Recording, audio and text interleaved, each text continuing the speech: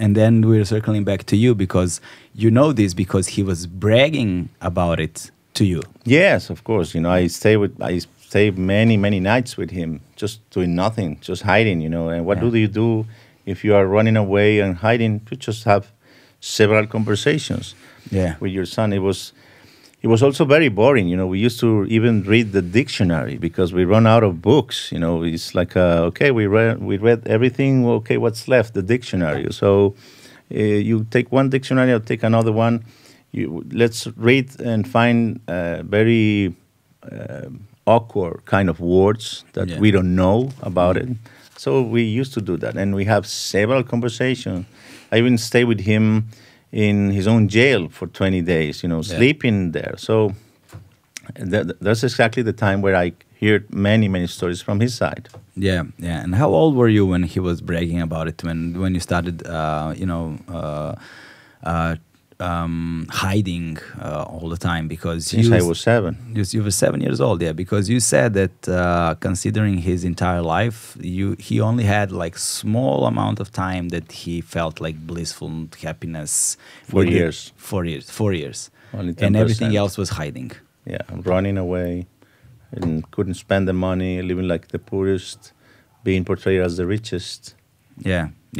But on the other hand, because I would like to focus on you, in those early days, your childhood was completely different than a normal childhood. And for you, it was normal at the time. Maybe not normal, but there was nothing else, nothing to compare it with. Yeah, it's like, it was my world. I just, suddenly I was there and surrounded by bodyguards, luxury and money and security, and always an excuse not don't go there because blah blah blah. So it was my world. I didn't knew another kind of world. And so I couldn't compare much. But of course, very soon, when I started to go to my school and stuff like that, I saw that some of my I don't know the word in English. My mates, they were like, just like stepping away, and even if we got along very well, I realized that their fathers, their parents, prohibit to socialize with me somehow. So that was the kind of situation and prejudice that I start feeling in the early days. And how did your typical day as a child look like? Because in your chapter, Father or Papa or whatever, Narco, you're saying about painting the picture of how popular in the Naples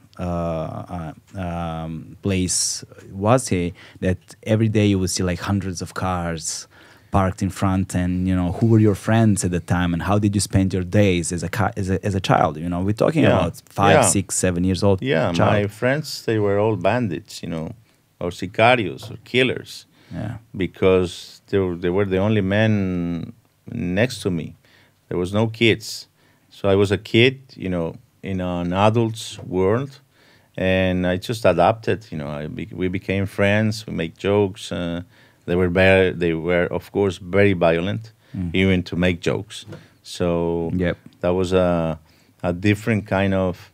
So I was like forced to grow very fast. Yes. If I didn't adapt that way, I could have been not killed, but you have to be show yourself like a brave man in front of many of them. Yeah, but also in that part of the book, you're saying about how seductive and appealing this whole thing was in the early days, because when you would see these hundreds of cars in front of the villa in Naples, you would see many common people over there coming over, not just sicarios, bandits, many people that we didn't even knew ever. It was like the parties there were like 2,000 people, and I can tell that we knew 100 of them, not the rest.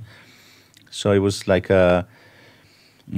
living la vida loca, but it wasn't like a good life, because suddenly anything could happen. Somebody could die, or the police could arrive and spoil all the parties. So we were living on a constant fear. That's, you cannot enjoy your life if you're living like that. Yeah, yeah, but and also around that time in 1981, certain famous pictures were made, in front of the White House in Washington, and you went with your father in the tour of the FBI, and which paints a picture of the times, because he was not known in the States at the time, and he could travel freely, and. What do you think was, the motives behind traveling to the White House and going to the FBI headquarters? Well, I think that like everybody who's been allowed to go to the U.S., perhaps it's a picture that it's like going to Paris and not taking a photo next to the tower. But in my father's case, among all those things, I think that he wanted to push things to the limit, in terms of, entering to the FBI building with a fake passport. That's like too much. Yeah. But he wanted to try to test them. How will be the reaction from their side? And there wasn't any, because as I told you at the beginning, they weren't prepared for that. Yeah. It was just like too new, and the law wasn't prepared to attack or pursue the drug dealers like they do today. Yeah, and and while reading the book later on, I've read a couple of passages regarding that particular thing, and as the book progresses, those things become more and more common thing. But in the beginning, while you were still very, very young, one thing that crossed my mind, I've been thinking about it while reading it, was how much violence have you actually seen with your eyes in the early childhood? Because the first memory that you're talking about, I don't know if you have witnessed it, if you have witnessed any murders or something like that, was when in Naples, when he figured out that, I don't know, $2 million or something like that were missing from the estate. And then he figured out that some security guy from the Naples stole it, and then he killed him in the pool in front of all of the staff that were employees in the estate. So, how have you been present at that point, or no? But I heard, many of my friends, many of my bandits, criminal friends, they were there. And they told me about the story. That was like the kind of lesson that my father wants to teach to his own people. And they remembered my father saying when he was doing that, he was saying, this is what happens when somebody steals money from me. So there was like a clear message to everyone that, okay, nobody messes with the patron's money.